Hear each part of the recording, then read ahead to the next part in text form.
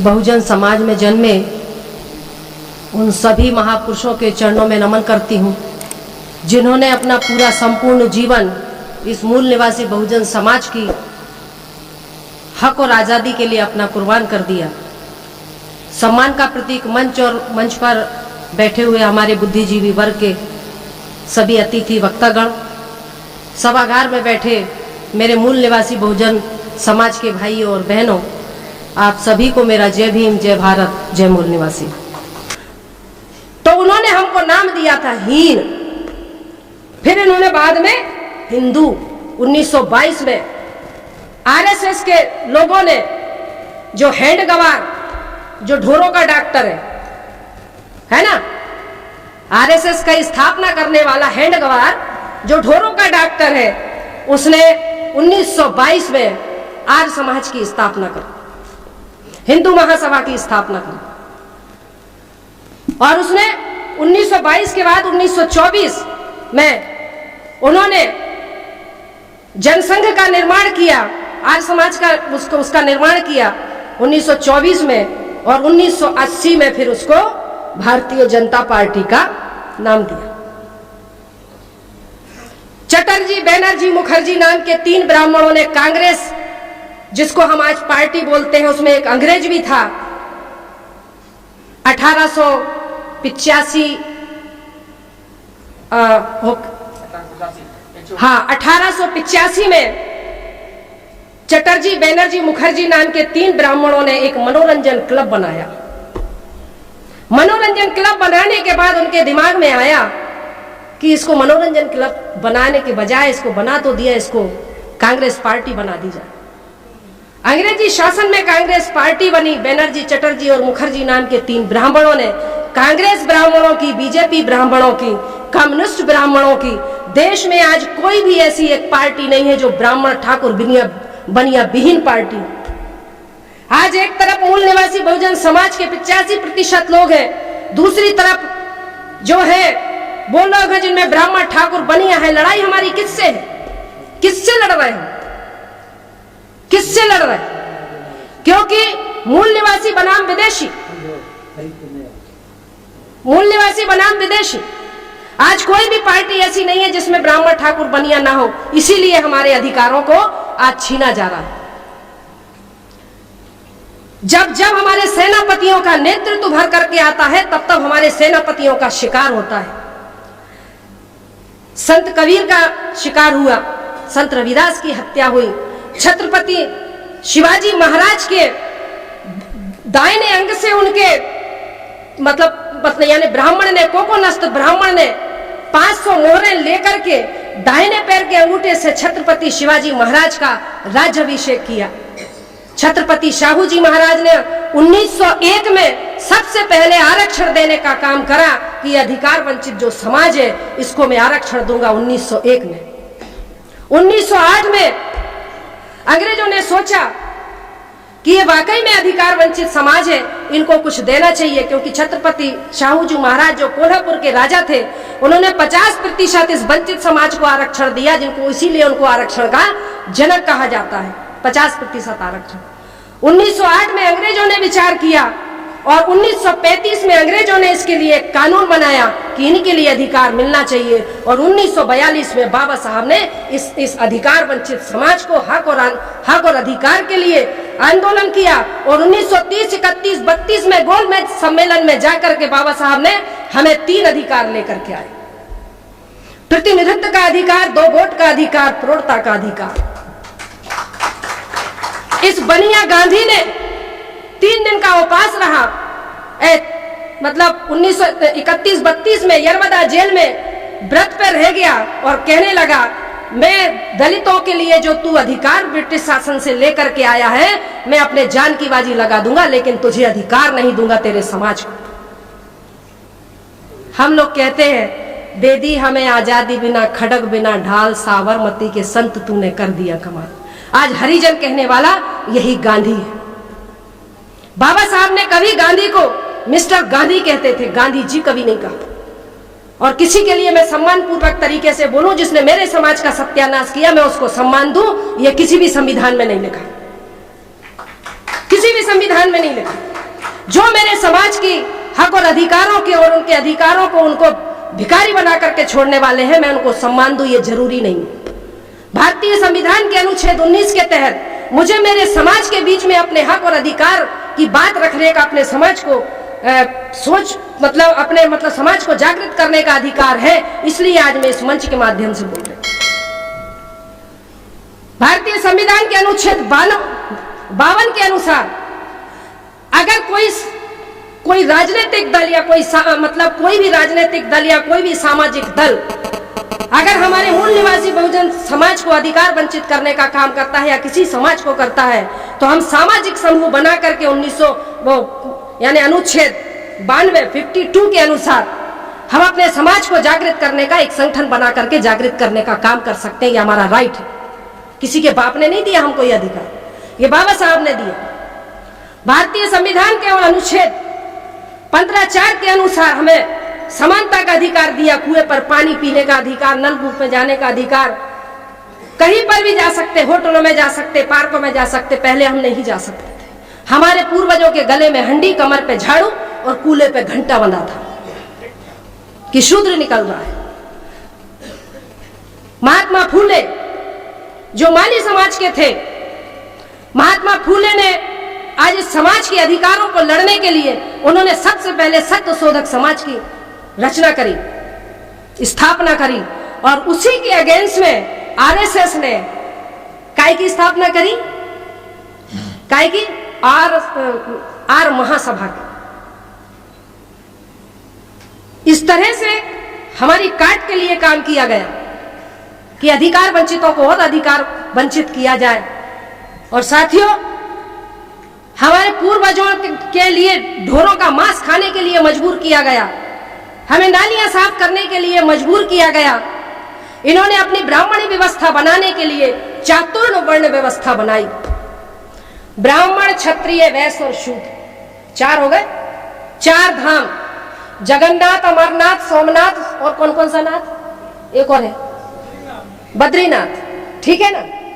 4 वर्ण, 4 धाम, 4 आश्रम, 4 युग, सतयुग, द्वापर युग, त्रेता युग, कलयुग। ये जो युग है इसको कलयुग कहा क्योंकि सतयुग में ब्राह्मण को पढ़ने का अधिकार था और द्वापर युग में ठाकरों को पढ़ने का अधिकार था, त्रेता युग में बनियों को अधिकार था पढ़ने का, और 1956 के बाद यानी कलयुग में शूद्रों को पढ़ने का अधिकार मिला। तो ये कलयुग नहीं है, ये कलम युग है, कलम युग। समझ गए? ये कलम युग है और ये कलम के कसाईयों ने हमारे समाज को अधिकार वंचित किया। मेरे ऊपर 3 बार अटैक हो चुका है। मैं भी जैसे वो एक लंकेश मारी गई ना, कभी भी मारी जा सकती, लेकिन मैंने मेरे मिस्टर से कह दिया है, मैंने अपनी जिंदगी के 35 साल तुम्हें दिए, घर दिया, परिवार दिए, बच्चे दिए। रेलवे में नौकरी करती थी, मैंने अपनी रेलवे की नौकरी को छोड़ करके समाज के बीच में निकल गई। आज की तारीख में मेरी 35,000 सैलरी थी, लेकिन जो मेरे को खाने को देता मैं उसके घर में सूखी रोटी खा लेती। लेकिन इस समाज का मैं अंग हूं। मैंने मेरे मिस्टर से कहा कि अगर घर में रहूंगी और मरूंगी तो मरीज कहलाऊंगी, लेकिन समाज के लिए काम करते हुए मरूंगी तो शहीद कहलाऊंगी। आज समाज के लिए काम करने का, समाज को, ये अधिकार वंचित समाज को जागरूक करने का मैं काम करती हूं। अभी आपने देखा होगा आदिवासियों ने, हमारा आदिवासी समाज ने रावण दहन के पुतले का विरोध किया। एक भी सपुला बाहर निकला, देखा आपने? चुटैया वाला निकला बाहर? नहीं निकला। रावण का दहन क्यों? जब रावण के दहन के लिए जब पूरे भारत में आवेदन लग गए तो एक भी सांप बाहर नहीं निकला कि नहीं रावण का दहन क्यों नहीं करने दोगे। क्योंकि वो जानते हैं कि अगर रावण के दहन पर अगर हमने प्रतिबंध लगा, उसको खोलने की बात करी, तो मैं भी कमजोर नहीं हूं। मेरा सवाल पहले से ही मैंने तैयार करके रखे।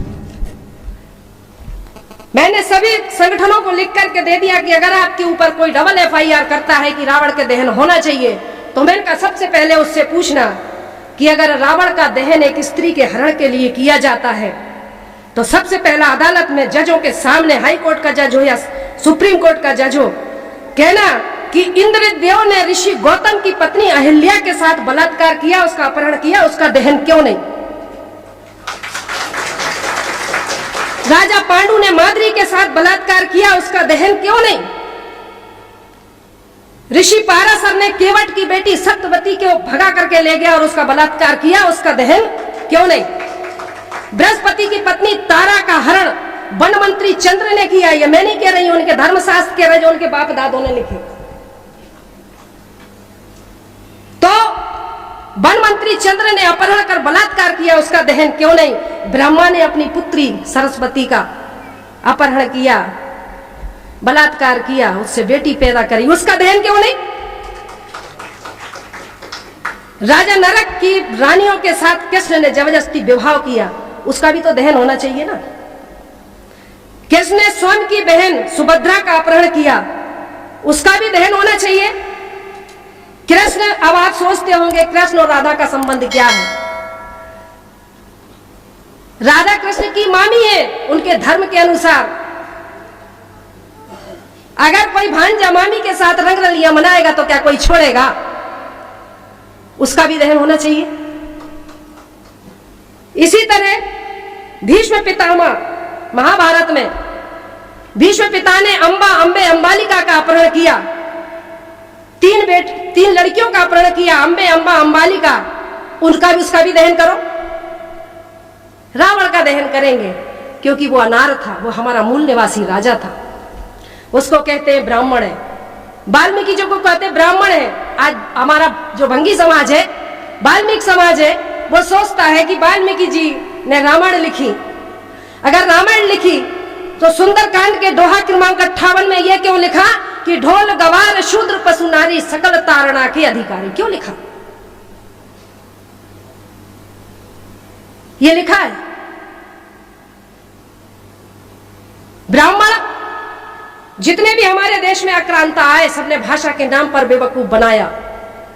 आर्यों ने संस्कृत के नाम पर, आर आए, हुण आए, शक आए, फ्रांसीसी आए, मुगल आए, अंग्रेज आए, सब तो हमें बेवकूफ बनाएगा, क्योंकि ये देश सोने की चिड़िया था, इसमें दूध की नदियां बहती थीं। इस देश को लूटने वाले यही है। 4 वर्ण बनाए, 4 धाम बनाए, 4 यज्ञ बनाए। यज्ञ कौन से थे मालूम है आपको?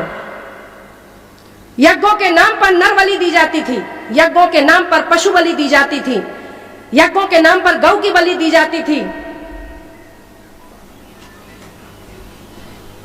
वो उन्होंने नर बलि, गौ बलि, अश्व बलि, राम ने किया ना अश्वमेध यज्ञ, सुना है ना? अश्वमेध यज्ञ, नर बलि, पशु बलि, अश्व बलि और कन्या बलि, ये बलियां दी जाती थी।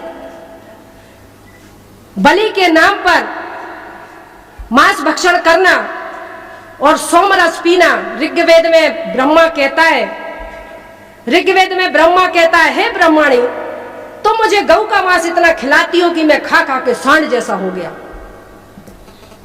ऋग्वेद में लिखा, मैंने नहीं लिखा, ऋग्वेद पढ़ लो। चैलेंज करना है तो पढ़ लो उठा करके। धर्मशास्त्रों को आस्था के नाम पर मत पढ़ो, परखने के नाम पर पढ़ो। अगर वाकई में समाज के शुभ चिंतक हो तो वैज्ञानिक तौर पर उसको समझना सीखो। हनुमान ने सूरज निगल लिया, 54 पे तो यहाँ आदमी मरने लगते हैं। 2.5 करोड़ डिग्री सेल्सियस उसका तापमान है, कैसे निकल लिया? सूर्य का जो व्यास है पृथ्वी से 13 लाख गुना बड़ा है, कैसे निकल लिया? कपोल कथाएं लिख लिख करके इस मासूम, बेबस, मजबूर समाज को गुमराह करने का काम किया। साथियों, समय की पर्ची आ गई है, लेकिन मैं आरक्षण का इतिहास इसलिए बताया कि आरक्षण खत्म करना है तो जो 4000 पहले आपने इन समार भंगी बसोर धोबी तेली नाई बनाया, क्योंकि 1932 में जब गोलमेज सम्मेलन हुआ वहां पर आरक्षण का आधार तय किया गया था। वो आरक्षण का आधार था कि जो सामाजिक शैक्षणिक रूप से जो पिछड़ा हुआ वर्ग है, ये जब तक समानता में नहीं आ जाता तब तक देश में से आरक्षण खत्म नहीं हो सकता। राजनीतिक आरक्षण 10 साल के लिए था और राजनीतिक आरक्षण अनुच्छेद 340 के तहत जो दिया था कि राजनीतिक आरक्षण 10 साल के लिए है, वो ऐसा कि यदि मान लो ये समाज जो है अपने देश का, मतलब अपने लोगों का, जो अपने लोग हैं जिस समाज का है, चाहे वो एससी का हो, चाहे वो एसटी का हो या ओबीसी का हो, इसको जैसे बाबा साहब ने 2 वोट का अधिकार दिया था ना, इसी तरह उन्होंने, गांधी ने छीना। तो यह जो मतलब राजनीतिक आरक्षण था ये 10 साल के लिए था कि जाकर के अब तुम जाकर के संसद में अपने समाज के लोगों की लड़ाई लड़ना। अगर तुम्हें समाज पसंद करेगी तो 5 साल के लिए, फिर तुम्हें टिकट देगा तो 10 साल के लिए था। और 10 साल के बाद अगर तुम सही काम करते हो तो तुम्हें मौका दिया जाएगा, नहीं तो तुम्हारा छोटा भाई जाएगा और वो तुम्हारी लड़ाई लड़ेगा। आज राजनीतिक आरक्षण को हमारे जो लोग हैं, बीडी तिवारी जो ब्राह्मण जाति से है, उसने 10 साल का जो आरक्षण है वो प्रतिनिधित्व में जोड़ दिया, यानी सामाजिक आरक्षण में जोड़ दिया। और इस तरह से आज हमारे लोग डर गए कि ये कांग्रेस और बीजेपी की बदौलत आज हमारा आरक्षण जिंदा है। पहले संविधान को पढ़ तो लो, हमारे घरों में रामायण मिलेगी, गीता मिलेगी, महाभारत मिलेगी, वेद मिलेगा, पुराण मिलेगा, ब्रह्मोत्तर पुराण मिलेगा, वायु पुराण, अग्नि पुराण, मत्स्य पुराण, सब पुराण मिलेंगे। लेकिन अगर नहीं मिलेगा तो संविधान। मैं यहाँ बैठे हुए लोगों से पूछना चाहती हूँ, अपने अपने हाथ ऊपर करके बोलो कि किस किस के घर में संविधान है। 10% भी नहीं है। 10% लोगों के घरों में संविधान नहीं है, जो हमें गुलामी से आजादी की तरफ लेकर के आया। और हमारे पास गुलामी में जाने के लिए बहुत सारे धर्म ग्रंथ हैं। रामायण मिलेगी, गीता मिलेगा, वेद मिलेगा, पुराण मिलेगा, सब मिलेगा। इसीलिए मैंने लिखा, एक मेरे समाज के लिए लिखा, क्योंकि मैं लिखती भी हूं। मैंने लिखा कि मनोकामना पूरी होगी ऐसा कहते जनता को, और घंटी बजा बजा के ठगते रहते जनता। 22 वेद पुराण भारत में कहां से आए? क्या ऊपर से आसमान ने टपकाए? नहीं गिरे वेद पुराण अमेरिका, रूस, जापान में। समझने वाली बात है। नहीं गिरे वेद पुराण अमेरिका, रूस, जापान में, और वेद पुराण टपके भारत में, तो एंटीना वालों के मकान में। उसका ऊपर से कांटेक्ट है कि वेद पुराण टपके भारत में तो एंटीना वालों के मकान में, कि वीरों के वीर हनुमान यहाँ, फिर स्वर्ण पदक के लाले क्यों? और धन की देवी लक्ष्मी यहाँ, फिर भूखी नंगी जनता क्यों? और ज्ञान की देवी सरस्वती यहाँ, फिर अनपढ़ जाहिल जनता क्यों? इन मनुवादियों ने देश के मूल निवासियों को भरमाया है। अब तो समझ जाओ कि हमारी अक्ल पर पड़ गया ताला है। इन पत्थरों की मूर्तों से सर टकराते टकराते मर जाओगे, पर है मेरे मूल निवासी भाइयों, कभी समस्याओं से निजात नहीं पाओगे। इसलिए बुद्धि की शरण में आओ, देखो समाज को पढ़ो, नजदीक जाओ, दूर से मत पढ़ो कि हम टीवी पे देख रहे हैं। हाँ, जाओ ग्रामीण क्षेत्रों में जाओ। इसी समाज की बदौलत हमें प्रतिनिधित्व का अधिकार मिला। तुम्हारी योग्यता की वजह से नहीं मिला कि तुमने एमएससी कर लिया, बीएससी कर लिया, एमए कर लिया, बीए कर लिया। जब जाति आधारित की सूची बनी, अनुसूचित जाति कोई जाति नहीं है, एक अनुक्रमांकिका है। सूचीबद्ध किया गया था 1 नंबर, 2 नंबर, 3 नंबर, 4 नंबर। इन मनुवादियों ने अनुसूचीबद्ध लोगों को अनुसूचित जाति का कह दिया, और आज हमारे पढ़े लिखे बच्चों को जाति प्रमाण पत्र देने का काम करते हैं। क्या लिखा है? जाति प्रमाण पत्र। यहाँ पर हाई कोर्ट के जज साहब बैठे, क्या वो भारत में जो जाति प्रमाण पत्र बन रहे हैं, क्या वो संवैधानिक है? नहीं है। बाबा साहब ने जाति का उल्लेख संविधान में नहीं है, धर्म का उल्लेख नहीं है। बाबा साहब ने सिर्फ वर्ग का उल्लेख किया। इन ब्राह्मणवादी व्यवस्था के लोगों ने हमारे लोगों को जाति प्रमाण पत्र देने का काम किया। प्रमाणित किया जाता है कि फला फला बल्द फलाना ये इस जाति से है और इसका धर्म हिंदू है, जबकि जाति का उल्लेख नहीं है। अगर लिखना है तो वर्ग लिखना चाहिए, क्योंकि जातियां 1075 को चिन्हित सूचीबद्ध किया गया था।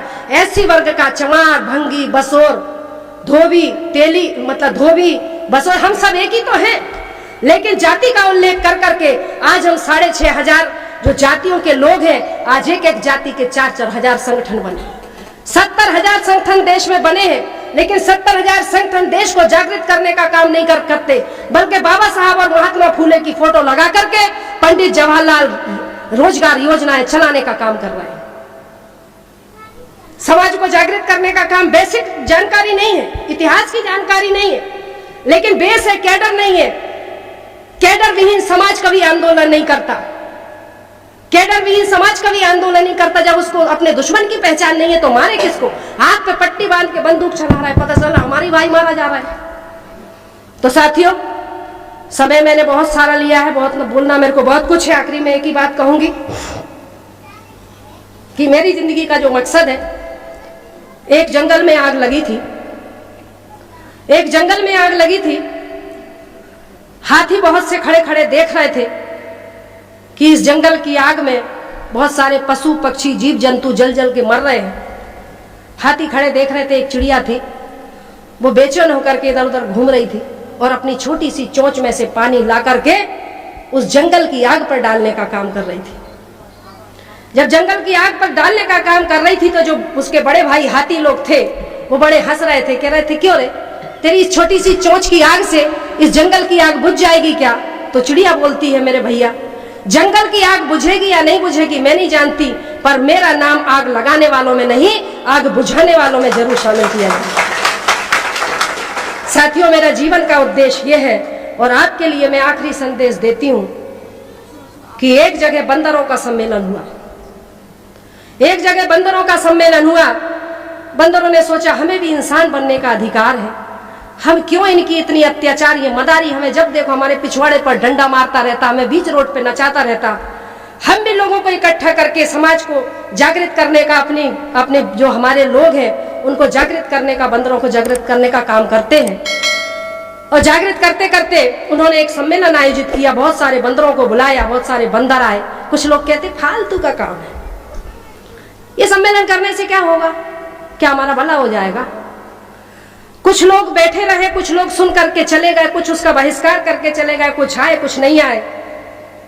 कुछ समय बाद जो सम्मेलन में शामिल थे उन लोगों को उन्होंने, उस बंदरों ने देखा जो उठकर चले गए थे, उनकी पीढ़ियां थी, वो देख रहे हैं कि वो उनकी पीढ़ी के जो उठ के चले गए थे उसके जो परिवार के बंदर बंदरिया थे उसको एक मदारी फिर से डमरू लेकर के लकड़ी गले में बांध करके और उस बंदर बंदरिया के पिछवाड़े पर लात पीछे से मारने का काम कर रहा था। वो बंदरिया नाचती थी, वो बंदर नाचता था और आंसू बहाने का काम करता था। मैं आप लोगों से पूछना चाहती हूँ, वो रो रही थी और वो बुदबुदा भी रहे थे, वो और रो के बुदबुदा रहे थे और कुछ कुछ बोल रहे थे। मैं आप लोगों से पूछना चाहती हूँ, वो बंदर बंदरिया ऐसा लग रहा था कि वो किसी को गाली दे रहे थे। वो किसको गाली दे रहे थे? मेरा सवाल है आप लोगों के बीच में, किसको गाली दे रहे थे? हाँ? अपने पूर्वजों को, कि उस दिन जो सम्मेलन हो रहा था, अगर उस सम्मेलन में हम सहभागी हो जाते तो आज हम बंदर बंदरिया बन के नाचते नहीं, बल्कि हम भी इंसानों की श्रेणी में होते। मेरे साथियों, ये आंदोलन है, ये समाज को जागृत करने का आंदोलन है। इस आंदोलन से जुड़े और अपने समाज को, जो सामाजिक आंदोलन, जो समाज की लड़ाई लड़ रहे हैं, उनके साथ में उठ करके खड़े हो जाइए। ऐसी में आपसे मेरी गुजारिश है।